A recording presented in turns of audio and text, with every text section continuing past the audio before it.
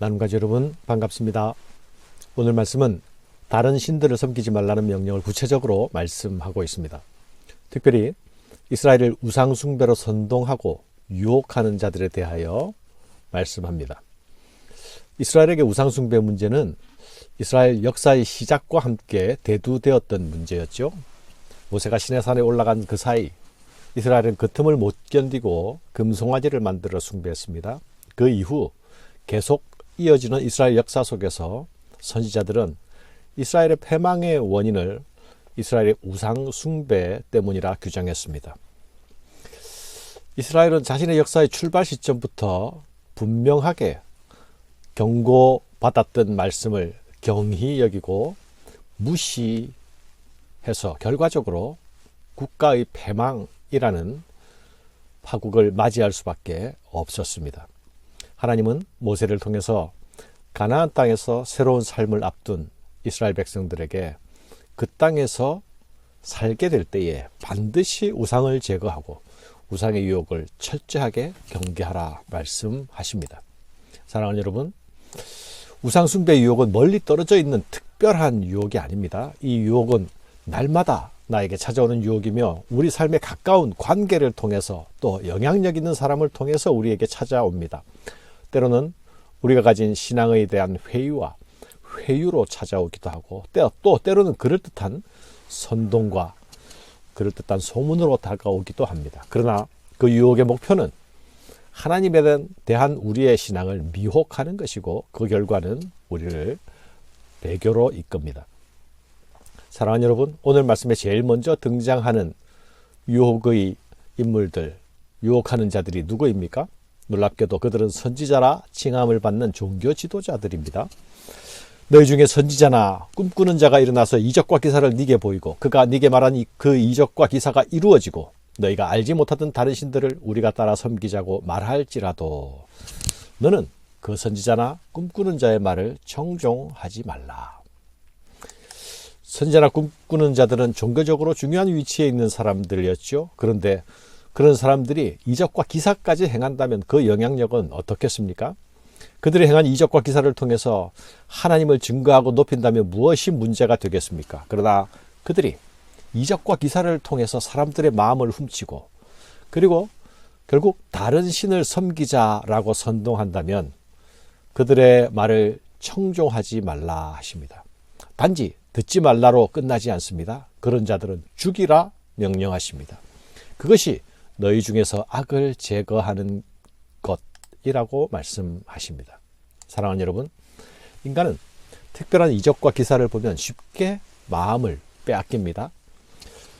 그러나 이집트의 술사들도 그런 능력을 가지고 있지 않았습니까? 여호와 하나님은 그들의 모든 능력을 간단하게 제압하셨죠. 그러나 특별한 능력을 보고 그들을 쫓고 따르는 것은 우리가 하나님의 능하심을 믿지 못하는 것과도 같습니다.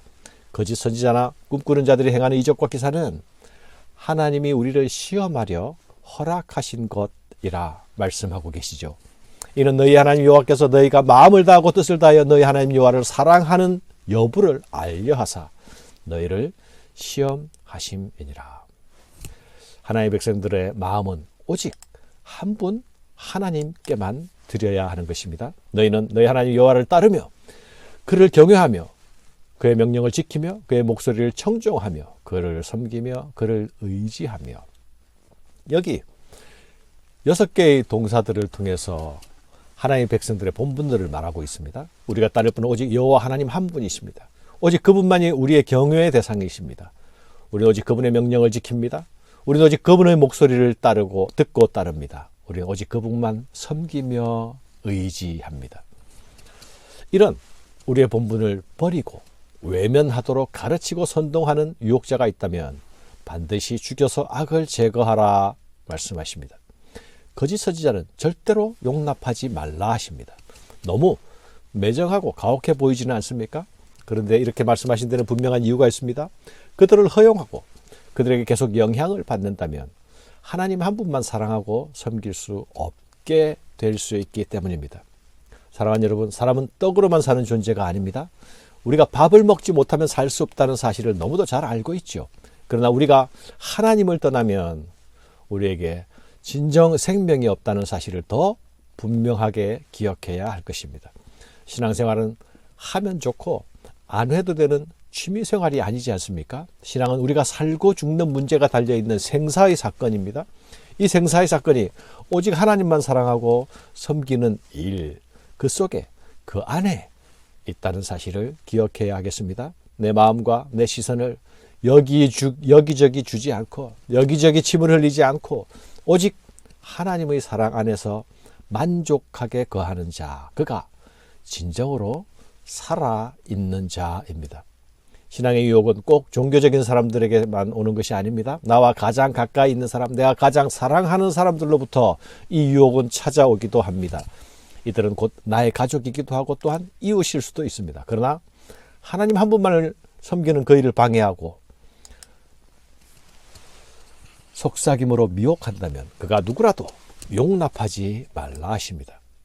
네 어머니의 아들 곧 네 형제나 네 자녀나 네 품의 아내나 너와 생명을 함께하는 친구가 가만히 너를 꾀어 이르기를 너와 내 조상들이 알지 못하던 다른 신들 곧 네 사방을 둘러싸고 있는 민족 곧 네게서 가깝든지 네게서 멀든지 이 땅 끝에서 저 끝까지 있는 민족들의 신을 우리가 가서 섬기자 할지라도 너는 그를 따르지 말며 듣지 말며 긍휼히 여기지 말며 애석히 여기지 말며 덮어 숨기지 말고 너는 용서 없이 그를 죽일 때에 네가 먼저 그에게 손을 대고 후에 뭇백성이 손을 대라. 너는 돌로 쳐 죽이라. 그리하면 온 이스라엘이 듣고 두려워하여 이 같은 악을 다시는 너희 중에 행하지 못하리라. 외인의 선동보다 가까운 지인의 다정한 속삭임이 더 위험합니다. 신앙의 유혹은 가까운 관계에서 오기 쉽습니다. 그런 유혹일수록 더욱 뿌리치기가 힘듭니다. 우리 삶의 자리에서는 언제나 관계가 중요하고 또 인정이 중요하지 않습니까? 그러나 그것이 우리와 하나님의 관계까지 흔들도록 허용해서는 안 되는 것입니다. 마지막으로 우상숭배를 공동체가 묵인하게 될 때에 그 공동체를 완전히 진멸하라 하십니다. 성읍 전체가 가담한 것도 아니고 단지 배교자 한 사람이 다른 사람들을 우상숭배로 미혹한 것뿐인데도 그것을 묵인한, 방조한 성읍 전체에 대한 책임을 물어 진멸하라 하십니다. 진멸의 대상은 성읍에 거주하는 거민만이 아닙니다. 그곳의 가축들도 진멸합니다. 그 성읍 안에 있는 모든 소유물들은 불살라 버리라 하십니다. 그리고 그 성읍은 영구히 폐허가 되게 하라 하십니다. 이것은 헤렘이라가 일컫는 것입니다. 모든 것을 싹까지 전부 뽑아 없애버리는 것입니다. 완전한 멸절을 만들어버리는 것이죠. 하나님께서 이렇게 철저한 진멸을 명하시는 이유가 무엇입니까?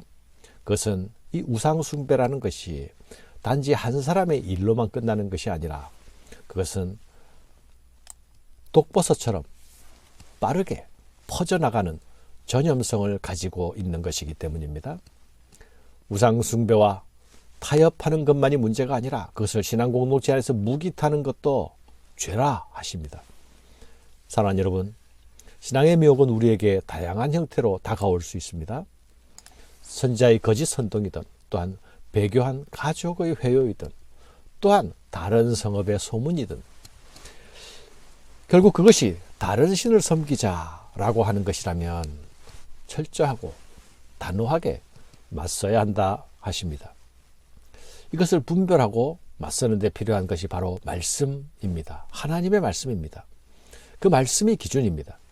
그래서 그분의 말씀을 경청하는 것이 중요하고 말씀대로 실천하는 것이 더더욱 중요한 것입니다.